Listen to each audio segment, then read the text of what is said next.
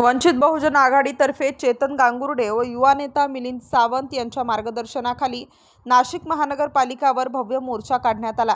एक पाऊल हक्काच्या घरासाठी या घोषणाबाजी करत हा मोर्चा काढण्यात आला। मूलभूत नागरिक समस्यांसाठी हा मोर्चा काढण्यात आला होता।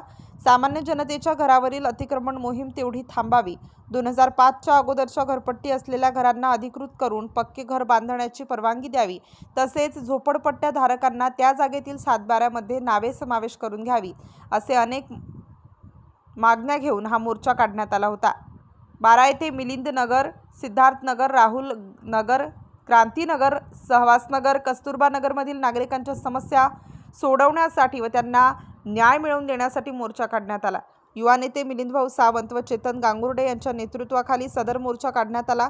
यामध्ये वामनदादा गायकवाड, पंडित नेतावडे, बाळासाहेब शिंदे, संविधान गांगुर्डे, दीपक पगारे, विश्वनाथ भालेराव, दीपक भंडारी, विलास गुंजाड, शरद दवांडे, संतोष वाघमारे, राकेश पवार, रफिक शेख, सचिन वाघमारे, अमोल कंकाळ, सोनू मोहिते आदी उपस्थित होते।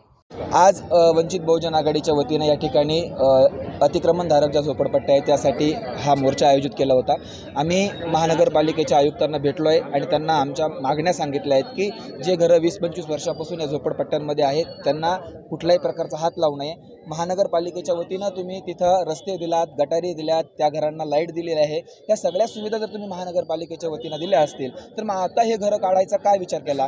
पहिली गोष्ट। दुसरी गोष्ट, तुम्हाला पाईपलाईन करायची असेल, मेट्रो प्लॅन असेल तुमचा, तुम्हाला काय सिटी डेव्हलप करायची असेल ती करावी, परंतु ह्या घरांना हात न लावता तुमचा डेव्हलपमेंट प्लॅन करावा, ही आमची वंचित बहुजन आघाडीच्या वतीने आम्ही त्यांना मागणी दिली आहे। आणि इथं एक घाणेरडं राजकारण करणारा, त्याला समाजसेवकही म्हणता येणार नाही, तो समाजभक्षक आहे।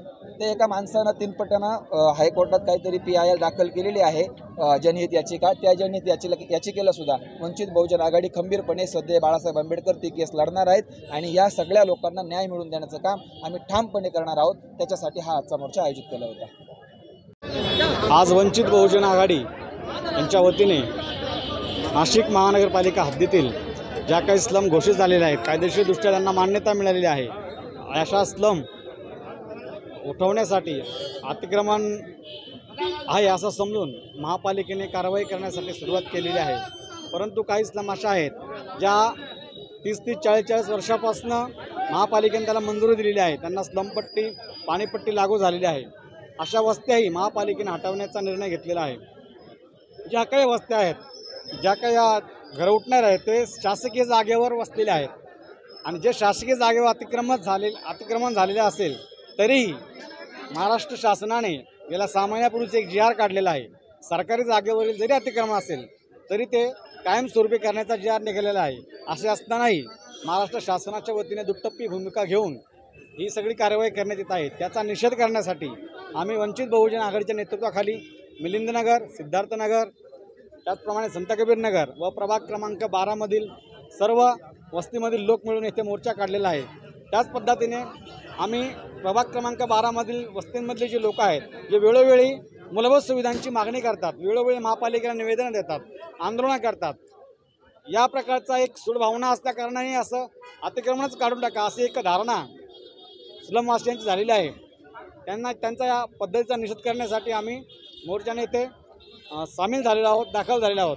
आमच्या या निवेदनाची आणि मागण्यांची महापालिकेने योग्य ती दखल घेऊन यावर योग्य ती कारवाई करावी आणि जे काही कोर्टामध्ये केसेस चालू आहेत त्या ठिकाणी महापालिकेने योग्य बाजू मांडून आमच्या स्लमधारकांना योग्य न्याय मिळवून द्यावा अशी आम्ही अपेक्षा व्यक्त करीत आहोत। जर भविष्य काळामध्ये महापालिकेत हद्दीतील जे अधिकृत स्लमधारक आहे अशांना न्याय मिळाला नाही तर या स्टार न्यूजसाठी मोहसिन पठाण, नाशिक।